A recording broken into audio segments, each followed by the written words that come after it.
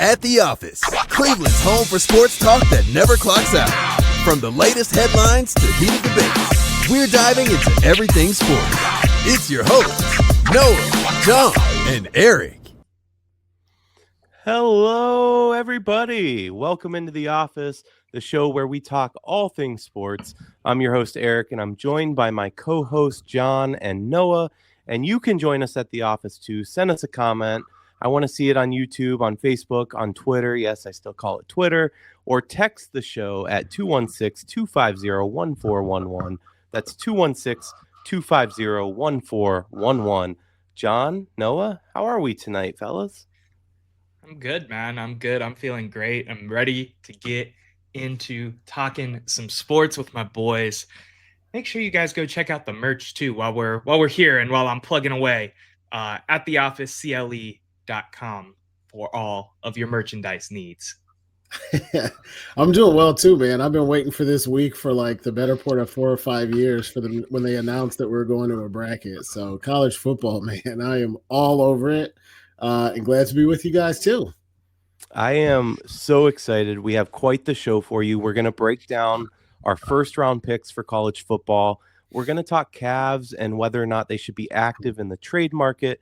But first, I want to do one of our favorite segments, and that's 30-second takes. These are quick takes.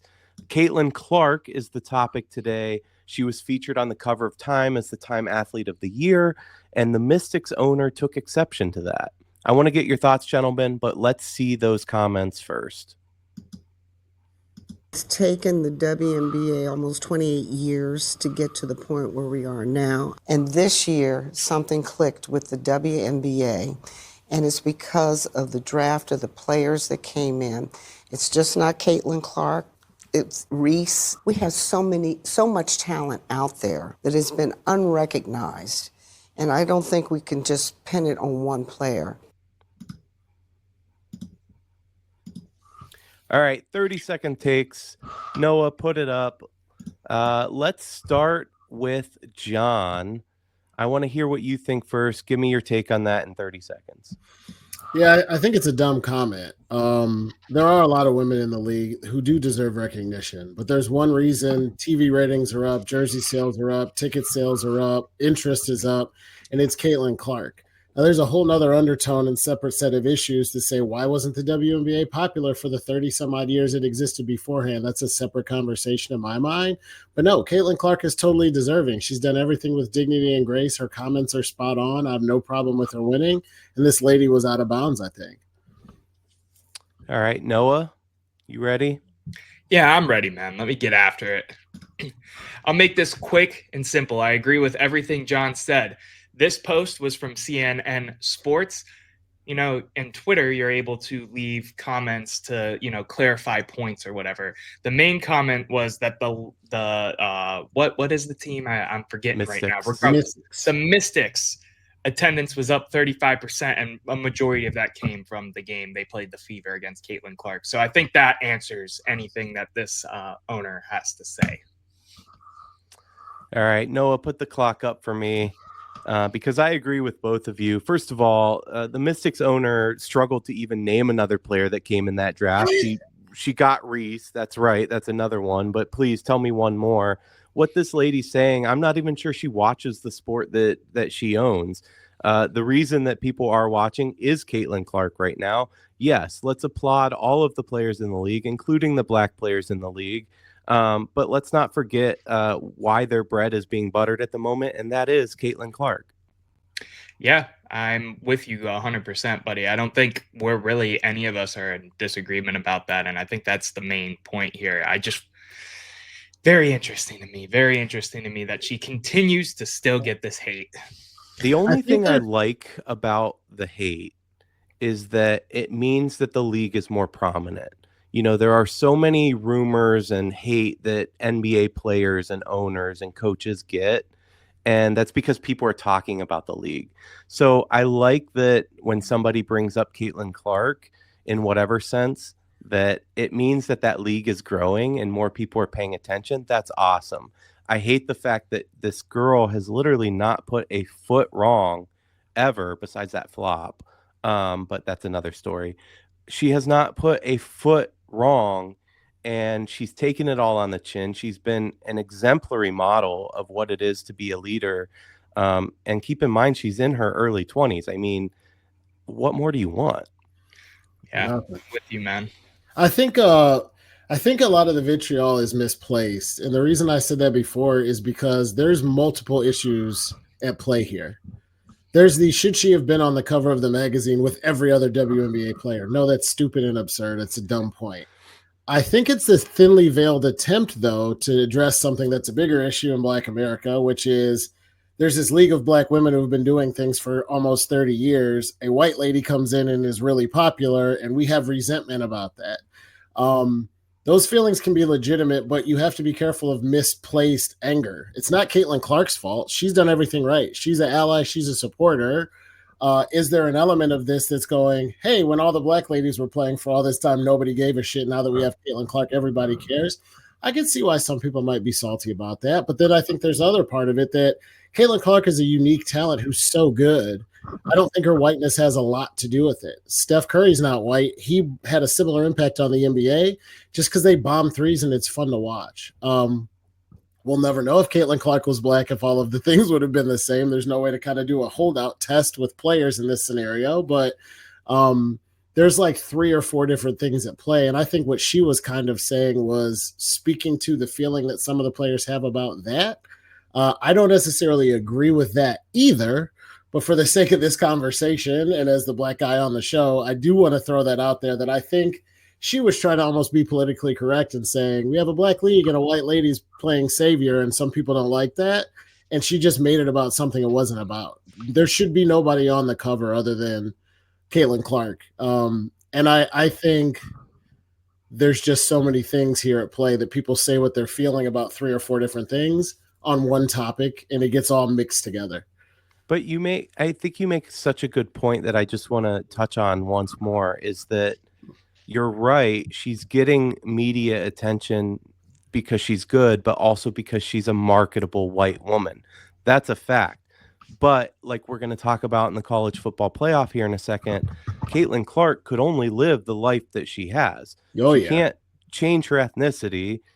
She played the cards that she was dealt, so it isn't laid at her feet. If anybody, it should be laid at the feet of the media that prop her up as the perfect example of what the W should be because she happens to be a decent looking white woman that also has skills. Like you said, that's a whole other conversation, but to be bitter against Caitlin Clark because of that conversation, that's where it's not benefiting the league and it's not going to raise those voices that we want to raise because she's helping to do that. And if you push her down, it doesn't raise anybody else up.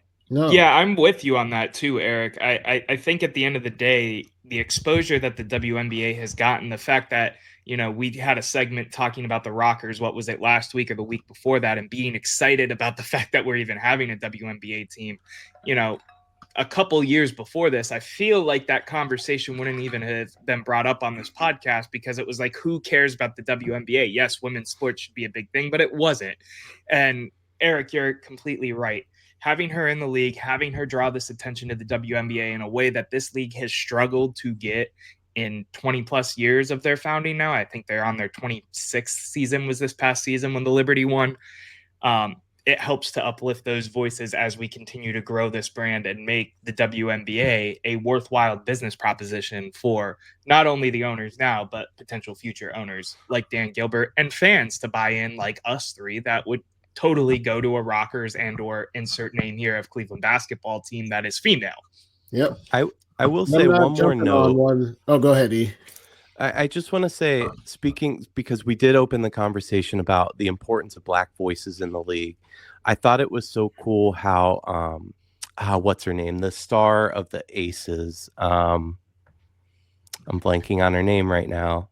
Asia, is it Wilson? Yeah. Aja Wilson, yeah. Aja Wilson. She had a quote the other day that was so impactful. She said that,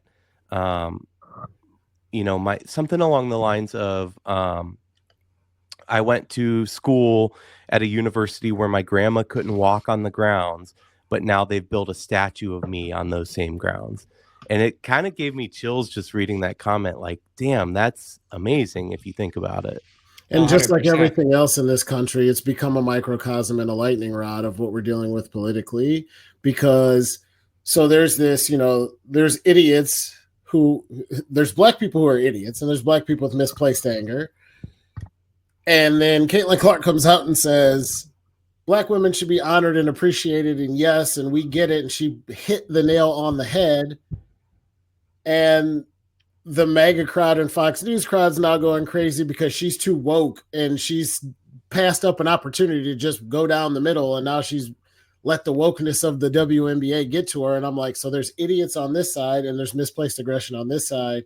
And Caitlin Clark is really just trying to play basketball and make money. Like, she's done everything right. She's caught in the middle. It's a lose situation. 100%. Yeah. Just keep balling out, being yourself, being unapologetic, and saying the right things. And there'll be something else to talk about next news cycle. But yeah, she fully deserved the cover of the magazine. And I think that lady was out of bounds to say it should have been everybody in the league. Gentlemen. To end it on a positive note real quick, to lighten it up a little bit, I finally got my first pair of Sabrina ones the other day. Oh, yeah, you've been talking about them. Everything. Yeah, I'm very excited to have them, but I'm going to be even more ecstatic and excited when I get my first pair of Caitlin Clarks to wear to the gym and that kind of thing. And the fact that we're even excited about women's branded basketball shoes, I will say it till the whatever saying you want to throw out there. I will continue to say I'm just happy we're talking about women's sports and being able to have this conversation and this dialogue. Absolutely. Yep. Gentlemen, we are just getting started and we've already hit on racism. And I mean, we got heavy early, but we're going to move on because I am so excited. The expanded college football playoff is here. And to say that I'm excited is such an understatement. I'm excited for football and college football in particular. Every year, you guys know the Buckeyes are up there as my number one team. But now that it's expanded, there's magic in the air. And I want to get to our predictions in just a minute. But before we do that, I want to know quickly, who is your favorite to win it all? And what first round matchup are you most excited for? John, I'll start with you on this one since Noah leads us off with all of our picks. Who do you got winning it all, first of all? It's a loaded question for me because I firmly believe that if Ohio State wins against Tennessee, that they will win the whole thing. But I'm not sure that they're going to win.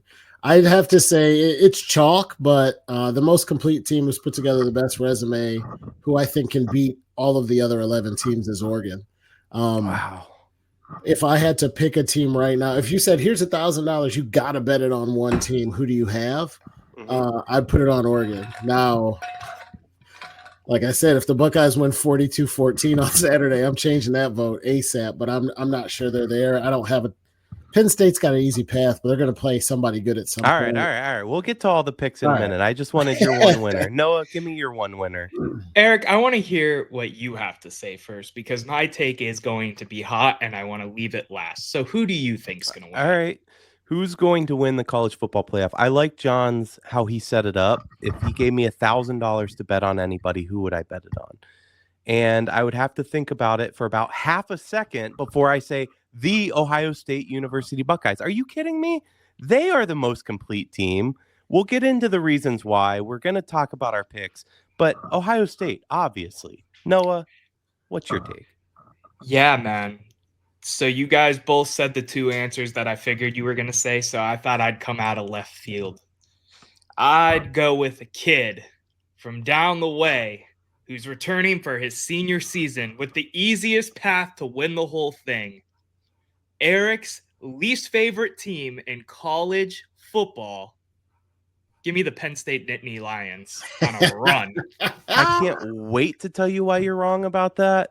I hope I'm wrong too, but I had to go spicy out of left field instead of just saying, yeah, Ohio State because I'm a fan, or Oregon because they're the 1 seed. By the way, Penn State has the easiest. They're in Pennsylvania, not Australia. I love your intros. I said down over, which doesn't make sense either, to be fair. But down the road.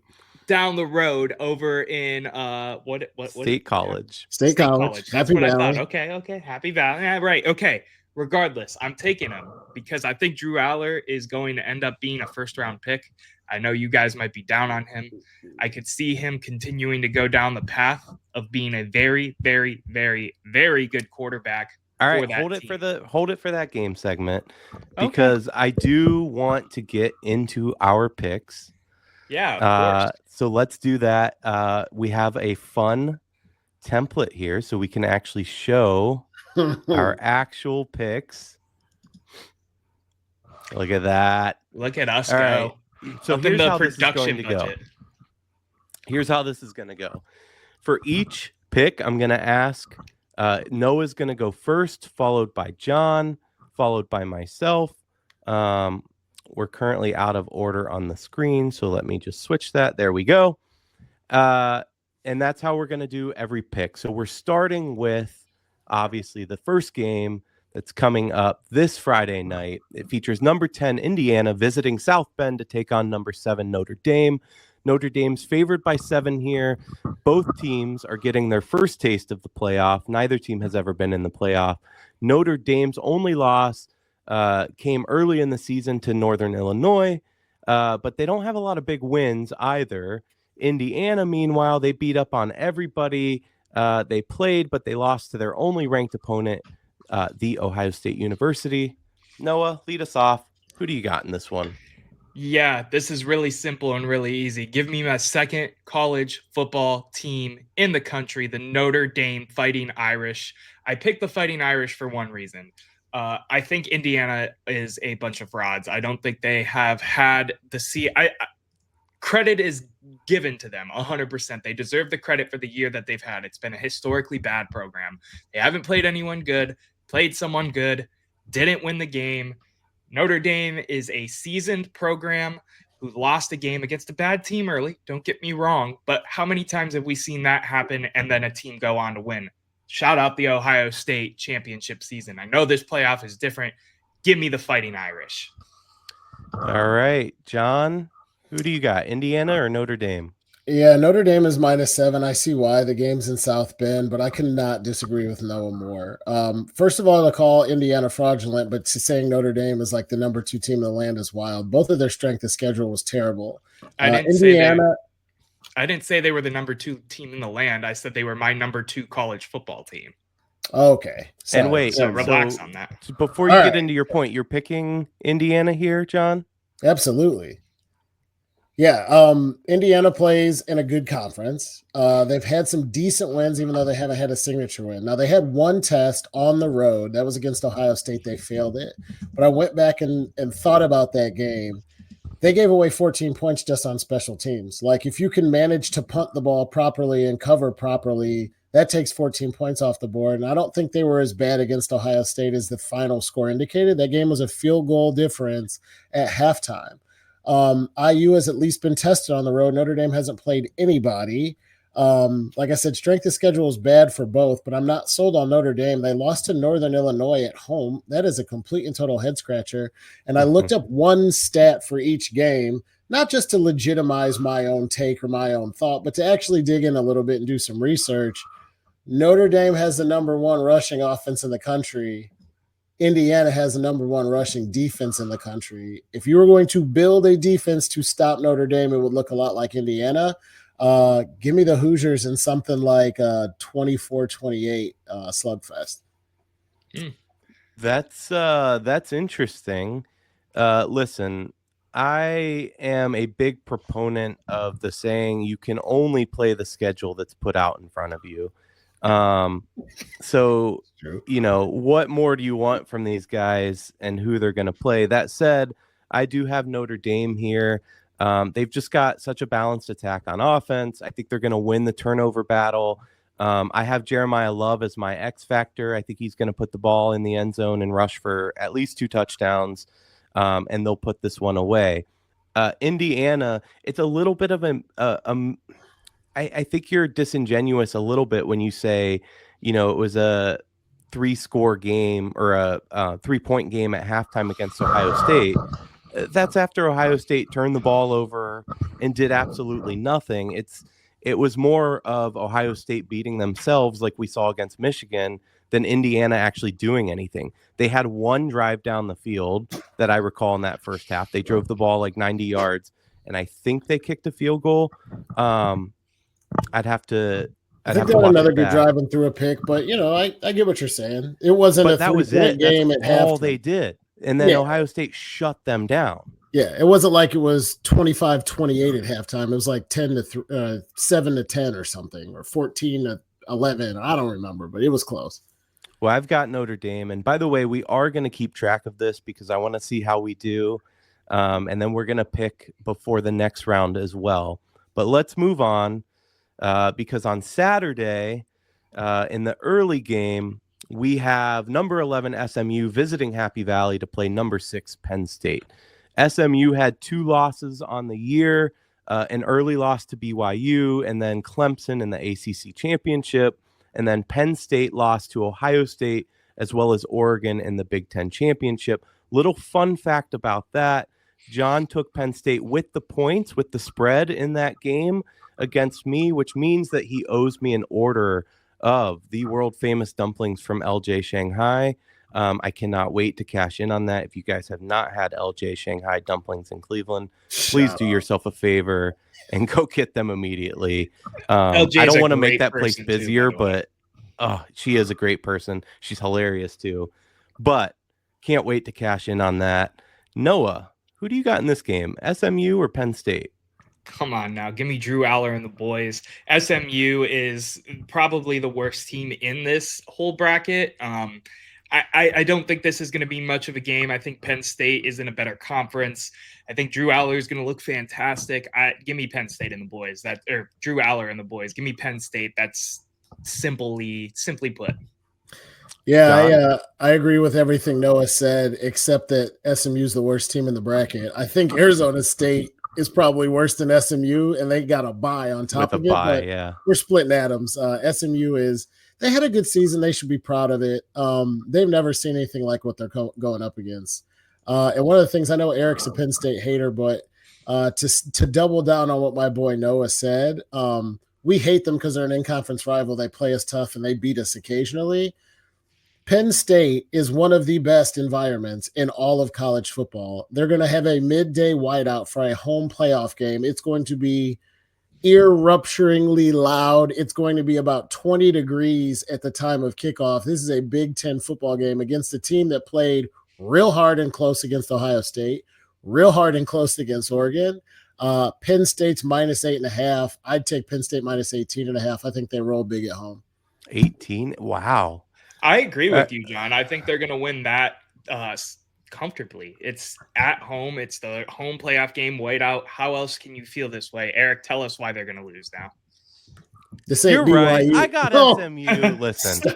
Stop. If I you just did this, so you listen.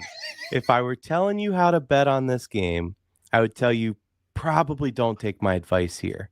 But I'm going to give you 2 reasons why SMU is going to win this game. All right. The first reason is a bad man from Texas. His name's Kevin Jennings. He's only 6 foot, but he's thrown for over 3,000 yards this season, and he might as well add 1,000 more. Penn State's soft. Give me Kevin Jennings throwing 3 touchdowns, no picks. They're going to roll. The second reason I've got SMU comes down to, say it with me, guys, James Franklin is a fraud. Listen, going into the Big Ten championship, he had his excuses lined up. We don't get as much money. False. They get more money. We don't have as big a program as Oregon. False. They have a bigger program. He had his excuses lined up like little dolls in the dollhouse because James Franklin is a terrible football coach when it matters. I think you're right. I think Happy Valley is going to be rocking, but there's a reason that this is the noon game on Saturday, the first game, because nobody cares. Penn State's not going all the way. Forget what Noah said. They're losing this game. That's crazy. That is absolutely insane, and you're going to probably eat those words by halftime. That's just my thoughts, though. We'll see, gentlemen. We'll see. All right. Next, we got number 12 Clemson traveling to number 5 Texas, and this one, this should be fun. Texas lost twice to Georgia, including that overtime thriller in the SEC championship. Weird mentioning Texas in the SEC. It still just doesn't quite feel right with 100%. these realigning conferences. And Clemson is a 3-loss team. They lost to Georgia, Louisville, and South Carolina. So Noah, who do you got? Yeah, I think this is pretty straightforward. The ACC is one of the worst conferences for college football in terms of the Power Fives, or however you want to phrase that. Texas has been a hot powerhouse all season. Quinn Ewers is doing his thing down there. Is going to be an NFL quarterback after this season. Give me Texas. Minus 10.5 is surprising to me compared to the Penn State spread, but I'll still take it anyway. I think they win by 2 touchdowns at the very least.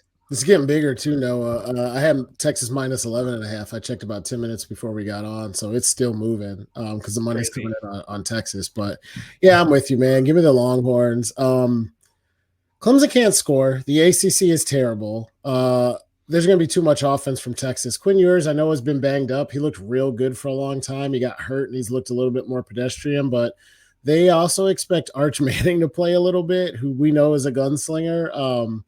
I don't see a way Clemson even keeps this competitive. Texas's defense is number 1 in yards per play and number 2 in scoring defense in the country, and Clemson can't score. I don't know that it's going to be a high-scoring game, but I know it's going to be a one-sided game, so I think Texas rolls in this one too. I'm with you guys. I have Texas here. I think they're just too strong. I actually do think Ewers is going to have a big game. Interestingly, I believe this is the largest, analytics say that this is the largest percentage chance of win at 80+% for Texas. That said, I'm not a big fan of Dabo Swinney. I hated when Clemson beat us, but I don't count him out. I do think that he's a good coach. I don't think he has the talent on this roster to get it done. And I think this one's going to be wrapped up pretty early. I wouldn't be surprised if he hangs with him till halftime, but I wouldn't be surprised the other way either. Give me Texas. See Dabo hit the transfer portal. Yeah. He thought it was king of the world 3 years ago. Now he's like, yeah, okay, let me see what's out there. We got to do a little better next year. But. Yeah. All right. Finally. In prime time Saturday night at one of the most historic venues in college football, the number 9 Tennessee visits Ohio Stadium to take on the world-famous Ohio State University Buckeyes, who are number 8. Tennessee comes into this game losing twice, once to Arkansas and once to Georgia. The Buckeyes lost a thriller by 1 point to Oregon, who many have as their top team to win it all. And then another game we don't really need to mention. Noah, let's start with you. Who do you have, Ohio State or Tennessee? I think the pick here is obvious. If you are a true Ohio State fan and you pick anybody other than the Ohio State Buckeyes in this draw, you're fraudulent, period. And that's my thought process. The Ohio State Buckeyes are poised. Ryan Day's job is on the line. If they don't win a national championship this year, we're going to see changes in Columbus, whether that be Vrabel, whether that be some other third party like Brian Hartline, God forbid. Give me the Ohio State Buckeyes, and we're going to beat up on those stupid-ass Volunteers. Ohio State by 50. John, I want to hear your take, but before you go, I do want to point something out real quick. Yeah. Noah and I came dripping in Ohio State. We're proud of our Buckeyes. We are mega fans. John, give me your take. Ohio State or Tennessee? So before I do my take, 30 seconds. Noah, you're full of crap. I am a huge Ohio State fan. I love the Buckeyes. I cheer for them harder than I do the Cavs and the Guardians a lot of times. I absolutely love them. I'm also a realist. The same way that I said, hey, the Chiefs are going to beat the hell out of the Browns on Sunday doesn't make me a bad Browns fan. That's just how I see things happening. There's two key reasons that I think there is a big difference, but there's two key reasons. One is in logic, and one is the sniff test, right? Ohio State has the most talent in the country. There's no doubt about that. But what they don't have, as a soccer term that Eric would probably be familiar with, is they're not in good form. When you look at how they've played Nice. late in the season and how Nicely they're used. coming into this game, I have serious concerns. The other thing is Tennessee is almost built like a Big Ten team, and they're a lot like Michigan. Tennessee's front four isn't quite as good as Michigan's, but they are exceptional. And Tennessee has more skill player positions at wide receiver, running back, outside to make life harder on our defense. If we struggled with Michigan, Tennessee is a faster Michigan. I think we're going to struggle to run the ball, and if we don't come out with a game plan that's ready to throw the ball down the field 50 times and light it up through the pass game, and we get baited into this, who can get 3 yards in a cloud of dust, I think it could end in a disappointing fashion. Wait. First of all, that was way longer than 30 seconds. No, this Second is not of my all, take. Give me your take. Are you taking Tennessee? Yeah, What? I'm taking Tennessee because I think Fraudulent fan. No, it's not a fraudulent fan. Period. The Buckeyes, I hope I'm wrong. It's a win-win for me because either I'm right here It's or not I a get to win-win. root for the Buckeyes and keep them going. What did they do against Michigan? What has Ryan Day done in big games to give you guys confidence they're going to come into this game and play exceptionally well? I can answer this. He's going to – I think they're going to lose. I think he's going to come in unprepared. We're going to try to run it a million times again. If he does what he does against Michigan, I see us having a real long day. John normally has some of the soundest takes on our program. And today he's lost his damn mind. Are you off the goddamn first of all, cracker? Yeah. I'm not saying you need to be the homer and take Ohio State just to take Ohio State, because I don't like that either. That's what Noah said. Last So week, that's half of it. I wouldn't have taken the Browns against the Steelers, even though I'm a Browns game. I thought the Steelers were going to beat us, and they did. But we're talking about first of all, a guy that says, well, if we beat Tennessee, they could win the whole thing. Come on, you can't hedge your bet both ways like that. You can't say if they beat Tennessee, they're going to win the whole thing, but they might not get past Tennessee. Ohio State is going to demolish this team. That, first of all, the fearsome SEC, it's so much louder bullshit. They're going to demolish them. The shoe is going to be rocking. Noah's right. 50 points, it might be more. I cannot believe that this is at 7.5. This should be at 15.5. It's not even going to be close. First of all, Ryan Day, I have defended him in the past. And I was very clear after Michigan that he needs to be gone. That short of winning a national championship, that's it for Day. But this is also a man who has lost a game to Michigan and then coached his fucking head off. Georgia coached his head off. We should have won that game. We got screwed out of that game. He's coached his head off against Clemson. Mm-hmm. That's what we're going to see. We're going to see Ryan Day on fire. We're going to see Chip Kelly going, let's pull out all the stops. Let's make all the fun plays. We're going to be vertical. I'm with Noah. We win by 50. Okay. It's cold and windy. We're going to be airing it out. I hope to God you guys are right. I don't know, man. I'm not getting good vibes about this one. We're at home, too. And I know you could say we were at home for the game and we lost to Michigan. We're at home. Ryan Day's job is on the line. He's probably lit a fire under every single one of these players' asses. I just don't see a world where a weak SEC beats a strong Big Ten team. Yeah, and said it. The SEC's weak this year compared to Michigan.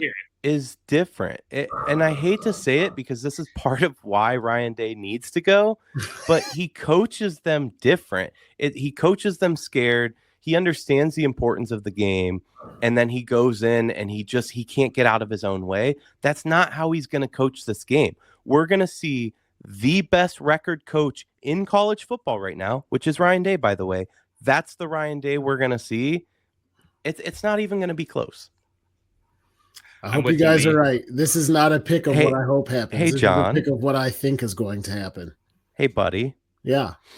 I want to extend you the opportunity to go double or nothing in dumplings. So if Ohio State wins, you owe me 2 orders of dumplings. If they do not win, you don't owe me anything. Tell you what, you're on, but with a caveat, and you got to accept the caveat. You also got to put up an order of dumplings for SMU in Penn State. Oh, come on. That's That's terrible. pick. That No, doesn't even make that's sense. no. Terrible, John. No. You're just trying to cancel out your bet. Come on. Stick behind your pick of Tennessee, double or Stick nothing. behind your pick of SMU. I said if I were to give you money, you shouldn't bet my pick. That's Okay, me well, clearly all right. saying I hate Penn State. But in this instance, you actually think double or nothing. Are you in? You said this line should be 15. He's trying to and a walk half. his way out of it right now, so he No, can't. I know double he or is. nothing. You No. said the line for this Yes game or should no? be Yes 15 or and a no? half. Yes We're or not no? playing the For the spread. double or nothing. Not this caveat with that. Thank Yes, you, I will Noah. double or nothing, or no, I will not. You know what?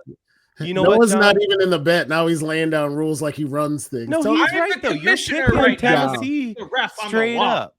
So you're not in? You said the line on this game should be 15 and a half. You want to give me 15 and a half? Why No, do you I want need caveats? you think Tennessee's going to made win. the That's what I want. You made No, the I'm pick. not doubling down on dumplings unless you'll back. I will double Tell you down what. on dumplings across the board and say whoever does better. The only way, double or nothing, I will give you the 7.5. I think Ohio State covers the spread at 7.5. I don't care if it moves. We're doing 7.5. I'll give you that spread, double or nothing. Sure, you're on. I'll take All this. right. Virtual He's standing shake, by shake, his shake. pick. You got to Shake, say it. shake, Shake, shake, shake. All I got to right. go get my referee jersey ready for dumpling round 2 when Eric is eating a free meal off of John Sharp. I can't wait until all I need left for my meal is the meatball, the Shanghai meatball. So we'll find another bet to do that.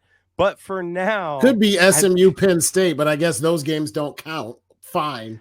I've got to take us to a quick break.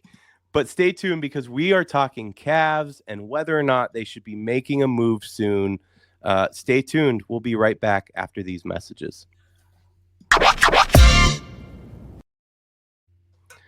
Welcome back to At the Office. If you haven't already, hit that subscribe button on YouTube and check us out on Instagram and TikTok. Shout out to Fans for Sports, our parent network. And Noah mentioned it earlier, but you got to get in on the action and get some of the At the Office merch. It is the holiday season after all. Get your loved ones something cozy. Head over to attheofficecle.com. That's attheofficecle.com and order your merch today. Gentlemen, I had a lot of fun talking college football, but I want to transition over now and move into professional basketball and the Cavaliers. The Cavs still maintain the best record in the NBA, but the question is, should they still make a move? There's rumors of Jimmy Butler, of LeBron, swirling. So what pieces should they add, if any? So here's what I'm going to do. I'm going to put some players up, and I want you to tell me your thoughts on that player and whether or not we should make a move for them. And frankly, what would you give up for them? What are they worth? So I'm going to start with one, Jimmy Buckets Butler. It's currently with Miami. He is a stud. With this round, since Noah started off with all of our college picks, John, we'll start with you. Jimmy Butler, you buy in? I'm going to say no. I love Jimmy Buckets. I think he's a great player. I think he's fantastic, but I think he's a little bit ball dominant. I think he's a guard forward, but he plays guard and we already have a ton of guards. But more so than the skill set, because I think he's a unique talent. I think a team would be better usually. The thing that's interesting about the Cavs is that they seem to be doing it with teamwork and camaraderie and buy-in and cohesiveness. And I'm really worried about messing up the mojo for this team. It sounds crazy to say, like this time last year, I probably would have been all over this. Can Jimmy Butler come in and be 100% team guy, let Donovan Mitchell run the offense, run the ball through him, maybe be a Batman to his Batman, because he wouldn't really be a Robin. But if Jimmy Butler said, yeah, I buy in, I'm not going to be a menace in the clubhouse and everything's going to be Gucci, I say yeah, but it makes me nervous. I think I would say no just because of the chemistry thing, but no shade. Jimmy Butler's great. All right, Noah, you give me your thoughts because I'm surprised by that from John. Yeah, my thoughts echo John's, but are even harsher. I'm going to go hell no. Wow.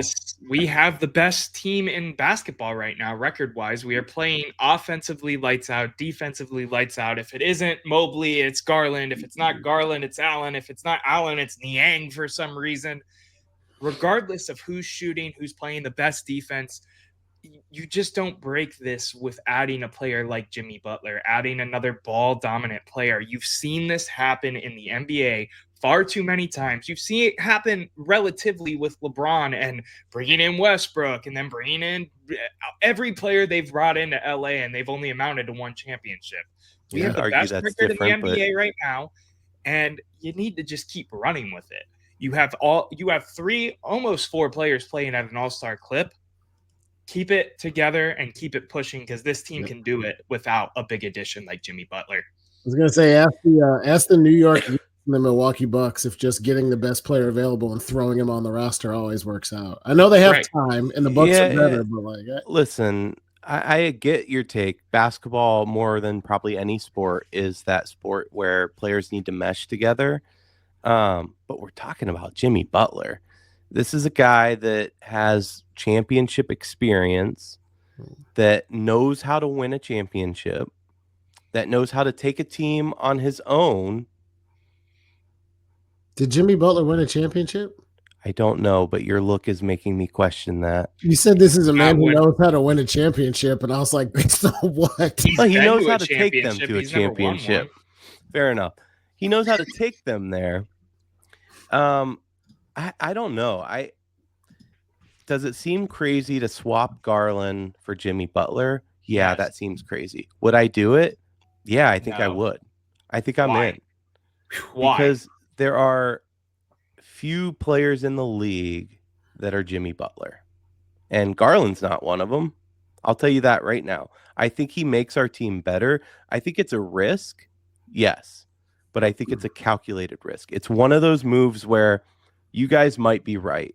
Maybe the cohesion doesn't work, and then we're in a worse place. But maybe it does work, and that's the piece that puts us above, and we go on to win a championship. And the type of risks to get a championship are exactly that. They're risks. They're not always going to work out. But if it does, and that puts us above it, I know we have the best record, but that first game against Boston where we just looked lost, I go, man, we're still not quite there yet. Did we look lost though, man? Because we cut the lead. We lost by 2 by the end of it. Yeah, I know, but good teams go through adversity, face it, and all right, buddy. Let's move on. But I'm taking Butler. No, second player. No, you don't get to just move on after saying you're going to blow up the core 4 and not let us respond. You responded. You don't like it. I get it. Right. What more do you want to say? Why? Kyle Kuzma is our next pick. Oh my God. You just put Kyle Kuzma's face over Noah. Right. Look at me. I am the host today. We're moving on. Kyle Kuzma is our next pick. Are you buying? John, tell me yes or no. Why? Give me 2 sentences. John gets to go first twice in a row too now. Are you just You went first on every college football pick, Noah. You're the one who did the graphic, man. That's not my fault. John, I want to hear your take. I'll be quick. No. Kyle Kuzma doesn't make us a better championship contender than we are today. I'm not in the habit of making moves just to make them. This is a pass for me. And again, no disrespect to Cooch. I know he's a good player, but I don't know. Just no. Okay. Noah? I'm allowed to talk now. Yeah, I guess. Okay. This is a move more in the wheelhouse of what I think they should do. It depends what you have to give up. If we're talking some second round assets and, like Craig Porter Jr., which I don't think it would be, I'd 100% do something like this to add some more scoring and some more size to this Cavaliers offense and defense for that matter. But, if we're starting to even talk about creeping up to Sam Merrill, George Niang, a lot of these players to me are untouchable unless it is a clear upgrade. And I don't see that happening in the open market unless teams are selling like it's the MLB trade deadline. So I'm going to go with maybe, depending on the ask. So let me ask you this. He's a small forward. You take him before Strus, right? And I like Strus, don't get me wrong. It's tough. I don't know about that just because Strus hasn't played yet with the injury. He was a big part of that scoring. It's tough. Kuzma isn't known for his defense. Neither is Strus to some degree. It's tough. You're talking tomatoes to tomatoes or whatever that saying is. That's just kind of where I'm at. Adding him, though, to add size makes sense. Adding him to add size does make sense. I just think that we don't add him for the same reasons we already discussed. If you don't want to rock the boat with a clubhouse cancer and you would pass on Jimmy Butler, why chance it for Kyle Kuzma? Does adding him and removing Max Strus make us a championship contender? Is Jimmy Butler a cancer? I've never heard that about I'm just him. saying. You're allowed to go back to Jimmy Butler, but if I want to question your take, we have to just move forward. Anyway, what I'm saying, I'm not saying Butler is a cancer. I'm saying the reasons we said we wouldn't add a talent as high as Jimmy Butler is because we don't want to rock the boat of this cohesiveness. And if you wouldn't rock the boat for Jimmy Butler, why in God's name would you do it for Kyle Kuzma, where the return is far smaller? Just because he's a little bit better than Max Strus, that changes nothing about anything for this team. We can do the same thing with Kyle Kuzma that we do with Max Strus, because if it's down to Kuzma and Strus, we're screwed. We need the big four to be the big four.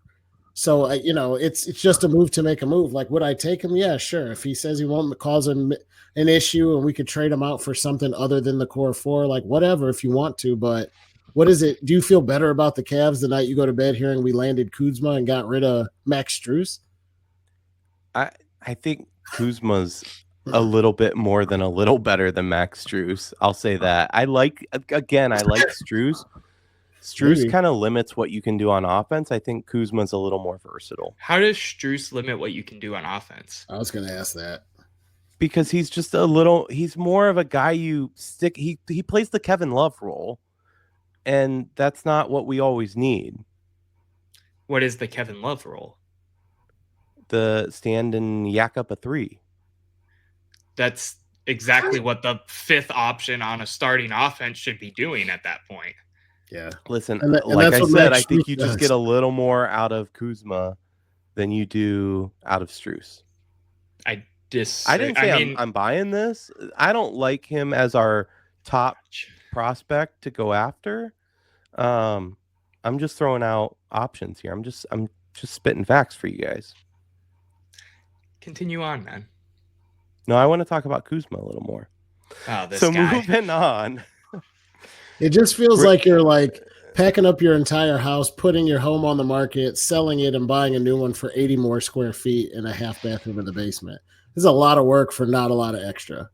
100%. Brandon Ingram. He's a small forward for the Pelicans at the moment. I'm not sure. First of all, I do want to point out that Noah chose these images. I'm not sure why he chose this one. He's doing my boy Ingram dirty. This is his 2024-2025 NBA headshot that is used on NBA.com, ESPN, CBS Sport. This is his fault, not mine. They were not drug testing that week because my boy was rolling in there high as hell, is all I'm going to say to this picture. They're allowed to smoke weed. It is no longer a banned substance. Yeah, it is, isn't it? All right, Brandon Ingram. Noah, since you whine so much, let's start with you. Are you coming buying? From the king Are of you buying, Noah? Himself? Can I talk? Am I allowed to talk? Can you? This guy, man. This guy. No, I'm not buying Brandon Ingram. Oh, this guy. No, I'm not buying Brandon Ingram because we're going to have to ship off a piece of the core four, and I am so adamantly against shipping off a piece of the core four after what we have seen through 2.5 months of baseball, 2.5 months of basketball. This team is legit. This team continues to win basketball games and finding ways to win, and there's no reason you should blow it up for a big piece like Brandon Ingram or Jimmy Butler. I will scream at the top of my lungs this fact. Go ahead. John? Yeah, I thought you were going to jump in. We're going to switch the order up. But no, I feel like Noah. Brandon Ingram's more interesting. Dude can score like 22, 23, 24 points a game. He's a decent three-point shooter. He averages 22 a game. Okay, there you go. So I wasn't talking out of my ass. It does make you wonder with that talent, like how this team has won like 3 games. But isn't Brandon Ingram hurt? At the moment, I thought he was busted up. He had like an ankle or something. And God, that's one of my pet peeves when people say he had an ankle. We all have ankles. He had an injured Yeah, he's ankle. out right now with an ankle. You're correct. Okay. good call. High grade, low left ankle sprain. Wouldn't hate it. If we have to give up some of the core four, I say no. If we could get him for anything else, I wouldn't hate it. This is probably the best one so far. He's nowhere near as good as Jimmy Butler, but I think he could be a better fit systematically. Also, he plays the three. He's like a pure small forward more so. So you don't have to worry about overlap, ball dominant guard thing that you would with Jimmy Butler. This is probably the most interesting. You add a guy like this, if he gels with this team, he does significantly upgrade what we can do. I think I would still pass, but this is the first one you've popped up where I'm like, I could get behind this if I had to. I wouldn't do it if I were the GM, but I wouldn't hate it. You guys know my take here. You know that I like him. You know that the three is a need that I think we should fill. Our only kind of weak spot on this team. That said, I mean, the idea of touching the core four, as Noah calls it, absolutely not. Nearly the core four. Nearly, I mean, nobody is really worth that for the most part. And Ingram certainly isn't either. But I don't know. Can we not get him for other pieces? I don't know the answer to that. I think it's going to. I thought the Pelicans were trying to move him. They're trying to blow up. It sounds like there's been some Zion rumors. So I'll retract my hell no to a firm no if it involves the core four, to a potentially maybe, depending what pieces we have to give up. If we're talking Max Strus, a couple seconds, another first, because we've given so many to Utah, who cares about our first round picks at this point? Sure, why not? Yeah. Yeah. If you yeah, go ahead. How about we talk about an old favorite here in Cleveland, a man who has ties through his dad, who was here, he was fan loved, a backup center in Larry Nance Jr. Yeah, I say yes. No, Noah was ready. Let's hear it, buddy. I'm 100%. I think this is the only move that truly makes the most sense. I think it's an affordable move to go out and get. This team needs some extra size on the bench. If there's a potential with Evan Mobley being out, we've seen that once already, or Jared Allen. We need some of that backup size, so we're not playing small ball with George Niang at the 4 or Strus at the 4, whatever that would look like. Bringing in a guy like Larry Nance, who is a solid backup center with ties to the city. I actually have a Larry Nance jersey, not senior, a Larry Nance Jr. jersey from his first stint here. I think it makes a lot of sense for filling a hole in a way that isn't disrupting too much. I think you can get away with some seconds, some prospects, lower level players like maybe a Craig Porter Jr. who isn't getting a lot of minutes right now, and filling it up that way. So that way we can get a good backup center for our playoff push. Yeah, I like it. I think you're absolutely right. You know what I want to see more than Larry Nance Jr. back? I want to see TT as more of an enforcer. The guy's got size. He knows the game. What we need is somebody to come in like Big Perk, and not take shit when we need that role. That's what I want to see. I think, yeah, Larry Nance Jr. would be a great backup, to your point, to help save some of the minutes, especially if some of our guys get hurt. But I want to see more of that enforcer role. I don't think we get that out of him, but I don't hate the pick. Yeah, I kind of feel the same way. I think you could get him for nothing. It wouldn't affect the roster. You could do it on a financial transaction probably and get somebody to just unload some salary. And one thing that I did see out of this team, I'm hoping a lot of stuff that we've seen in the last 2 years with the playoffs doesn't come back with the Cavs this year, because that would be really bad. Like the whole Orlando, you need 7 games to get out of the first round thing. But I think we need guys who have size to eat fouls when teams have dominant centers. I think Jared Allen and Evan Mobley are really good and they're good defenders, but when you have to actually bang with a true big, we got in a little bit of foul trouble and had some trouble down low. and having another just big guy who can run with the second team and give you 6 fouls, so you don't have the Wagners scoring 80 points in the paint in a playoff Those series. guys. Or Chris Kristaps Porzingis. It's bedtime for the old man. Old man's like, oh, what time? It's 10 o'clock already? Take your Mucilex or whatever it's called, Mucinex. Thank you both for being assholes. That is the alarm, so I remember to move the elf on a shelf. Oh. So I got to remember. Text me in 20 minutes and remind me to go down there and do that. We just need size. We need somebody who can eat fouls, who can bang down low, who can give us some toughness. I would love it if we could add him because it doesn't change much. All right. I got one more for you guys. He's a man in L.A., but he's just a kid from Akron.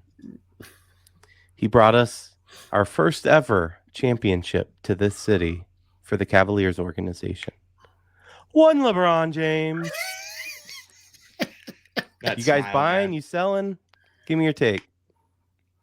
No. I know you don't like me hedging in the caveats that I threw out with Ohio State, Tennessee, so you might not like this either. You weren't hedging. You took Tennessee straight up. You were hedging on trying to make the bet afterwards with the dumplings. Yeah, so like I said, you don't like the hedging. That's all I was saying. So you might not like this. I think if you can convince this team needs a 3, and if I could give up Isaac Okoro's spot and replace it with LeBron James, we're really on to something in terms of winning a title. The problem that I would see is if you get the Jimmy Butler kind of thing where LeBron comes here and he thinks the offense should still run through him even though he's 40, and he has a problem giving up some of the control to Donovan Mitchell, whose team this is now.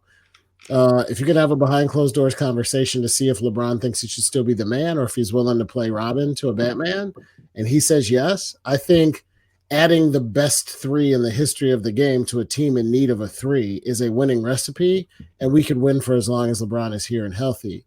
If LeBron's going to pound the ball and dribble for 22 seconds and chuck 30-footers and not flow in the offense that this team has been running, then I would say no. So that's a big caveat, but overall, yeah, I mean, if LeBron wants to come back to Cleveland, will play his part, absolutely, I'd take him back.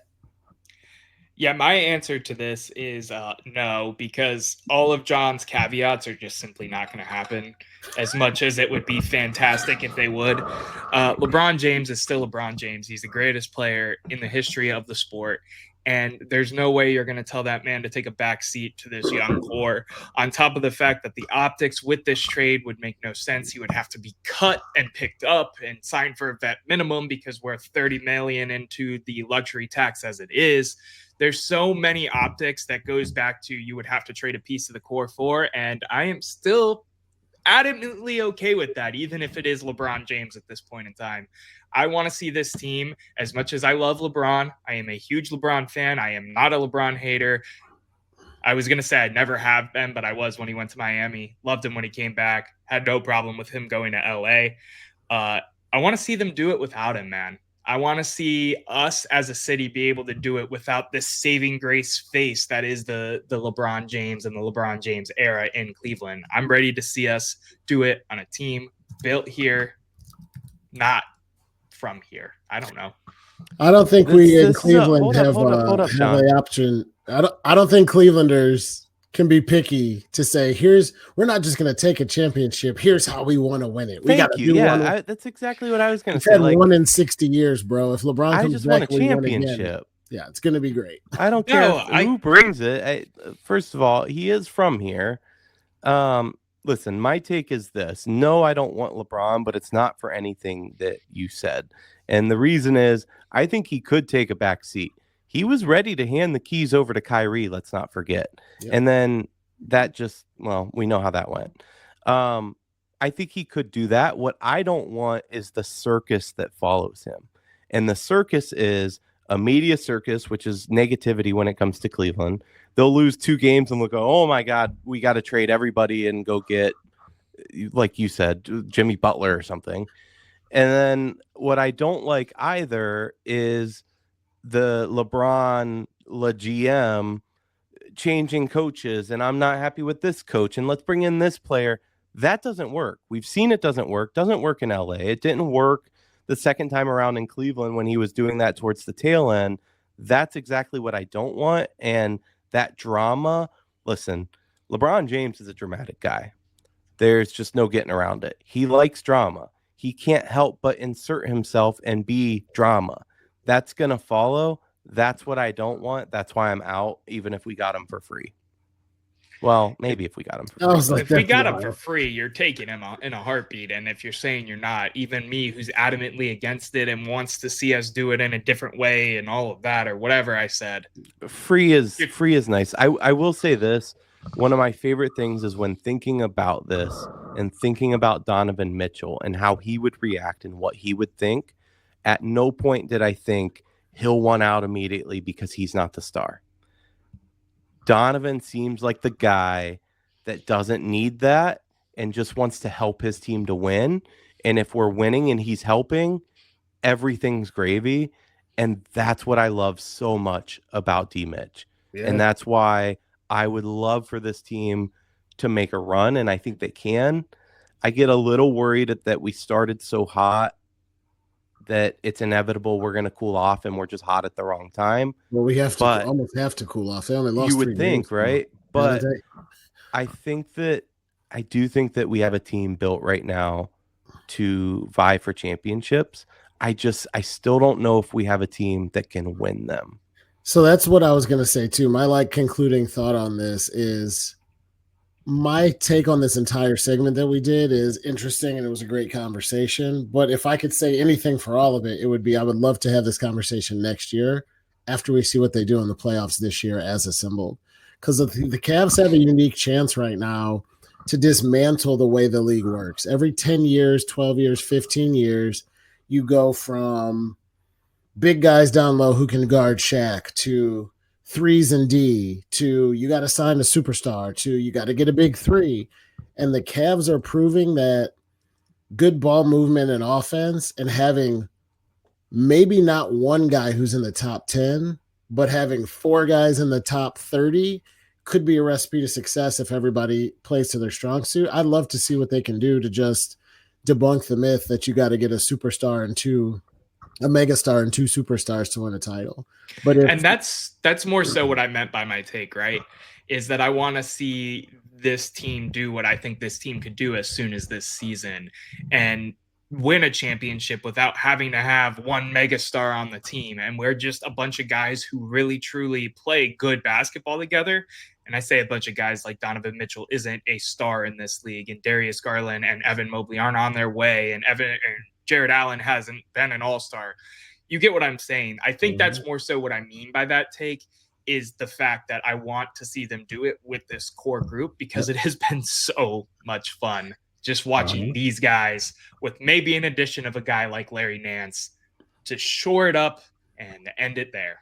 And the Cavs going out of the it would be a magical run. I agree with you. It would be so much fun. But every night I wish I'd win the lottery too. That doesn't mean it's going to happen. Yeah, so if a star player puts us over the top, the odds are a little different there, but I see what you're saying. A little bit, but there's a difference too. In the reason I said this season matters is if we go to the Eastern Conference Finals and push the Celtics to 7 games and lose a hard-fought series, it's different than the Bulls taking us to 7 games in the first round and losing to the Magic in round 2. I got to see how this plays out before I can say what I'm willing to give up and what I'm willing to add. If Darius Garland averages 2, 2, and 3 for the playoffs again this year, and then you say you could trade him for Jimmy Butler, I'm be like, bro, probably so, right? It's different. At this point, though, I'm thinking a trip to the Eastern Conference Finals or bust. I'm not saying finals, but we should be making the Eastern Conference Finals, depending on how that seeding works out, obviously. But yeah. And assuming we're not meeting Boston early. Yeah, we got to see how Milwaukee be us and Boston in the Eastern Conference for sure, yeah. I agree, Have you guys watched the Bucks this year, though? They're an X factor. I'll give you that. They've gotten better since when we played them the first time around. I'm really excited for that game on Friday when we play them. You know who else is a fraud? Not just James Franklin, but there's a coach that goes by Doc. And no, I'm not talking Bugs Bunny. Doc Rivers is a bit of a fraud in my mind. I was telling somebody this not too long ago, and he goes, "Yeah, that's a friend of mine." I was like, "Well, that's awkward, but he's kind of a fraud." I don't believe in Doc Rivers at all. No, I think he sucks. I'm with you on that. I don't even think he's kind of a fraud. I think he's overrated, and his teams won despite him, not because of him. I 100%. agree. Yeah. All right. Well, I'm glad we're all still on that same page. On that note, it's probably a good time to move us into one of the favorite topics of the show, which is hot takes. I want to know what your hot take is. Maybe it's a prediction. Maybe it's John moving to Tennessee because he's a Volunteer fan now. I don't know. Give me your hot takes. Noah, let's start with you. What do you got? Yeah, so last night some news broke. We haven't really talked NFL much at all on this show. And I want to touch base with that miserable team on the lakefront of Lake Erie for at least 3 more seasons or however long it's going to be. But Browns fans, I am breaking the news to you right now. I'm putting my hat on it. I'm claiming myself to say Kirk Cousins will be the starting quarterback of the Cleveland Browns in 2025. You can like it, you can hate it, you can think it's not the right move. I'm not saying it is. I'm saying Kirk Cousins will be the starting quarterback of the Cleveland Browns in 2025. I love it. I hope you're right. John, you acted like you didn't like it real quick. No, I love it. For the second time in show history, the hot takes match. Doesn't quite. I would call us a 90% match because I'm not ready to call my shot that he will be the starting quarterback, but I'm ready to call my shot that I want him to be a Stefanski Cousins reunion in Cleveland with a roster that's still kind of primed to make a run that's devoid of quarterback. Would be amazing. So I put all my eggs in that basket and see if I couldn't get him to the North Shore. The other thing that I will say to Eric is there's only so much John's moving to Tennessee shit I'm going to take off a Yankee fan. So I'm going to cut your ass off right there.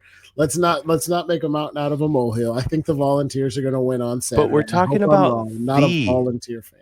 Ohio State. Yankees are like a very, very distant second team. There's history. You took Tennessee. Buddy. It's not because I like them. It's because I think they're going to win. Do you want me to lie to you to make you both feel better? Oh, the Browns are going to the Super Bowl. And remember Noah telling me, oh, Deshaun Watson's going to be amazing. Just wait. I kept saying, no. Noah just catching strays over here. Yeah, like what did I do? I'm on your side, man, and you're just kicking me down too. No, you're a Tennessee fan, damn it. Yeah, here we go. All right, well, we'll see. Like I said, I hope I'm wrong. I hope you are both right about Kirk Cousins. 6 months ago, I would have told you not a chance in hell. They are going down with the ship that is Deshaun Watson. And although we know he'll probably be back next year, I think that the fans, I've seen reports that people are canceling their season tickets just based on reports that Deshaun's going to be back next year. I think the momentum is changing and ownership's taking note. Haslams are not people that like to be disliked. It seems silly, especially with how he's run his other businesses, but they're very vain individuals. I think there is a move here where we could get Kirk Cousins. I like that.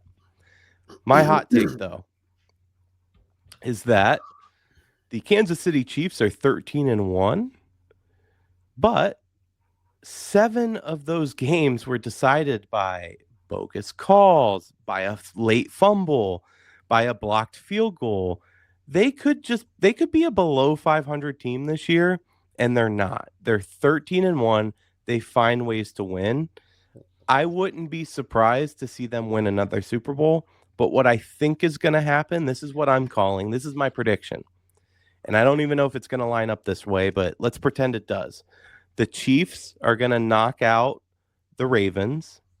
The Bills are going to knock out the Chiefs in the AFC Championship. The Bills are going to be your Super Bowl winners. Especially after that game against Detroit, I'm not sure of anybody that's beating Buffalo this year. I hope I'm with you. They're a franchise that deserves it almost more than any. Anything can happen in football any given Sunday. And like I said, I wouldn't be surprised if the Chiefs won another one. It's definitely possible they turn it on come playoff time.